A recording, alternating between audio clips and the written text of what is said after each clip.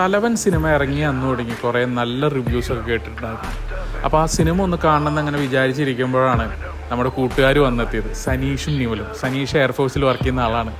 അപ്പോൾ അവൻ നാട്ടിൽ ലീവിന് വന്ന സമയത്ത് ഞങ്ങൾ അങ്ങനെ എല്ലാ തവണയും ഒരു കൂടലുണ്ട്. അങ്ങനെ കൂടാൻ വേണ്ടി വന്നപ്പോഴാണ് ഞങ്ങൾ ഈ സിനിമ കാണാം എന്ന് വിചാരിച്ചത്. അപ്പോൾ അങ്ങനെ ഞങ്ങളങ്ങനെ സിനിമ കാണാൻ വേണ്ടി പോവുകയാണ്. ആദ്യം ഒരു റെസ്റ്റോറൻറ്റിൽ കയറി ചെറിയ ഫുഡ് അടി പരിപാടികളൊക്കെ കഴിഞ്ഞു.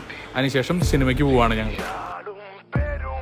തലവൻ ബിജു മേനോൻ ആസിഫ് അലി കോമ്പിനേഷനിൽ വരുന്നൊരു പടമാണ്. നല്ല എക്സ്പെക്റ്റേഷനോടുകൂടിയാണ് ഞാൻ സിനിമ കാണാൻ പോയത്.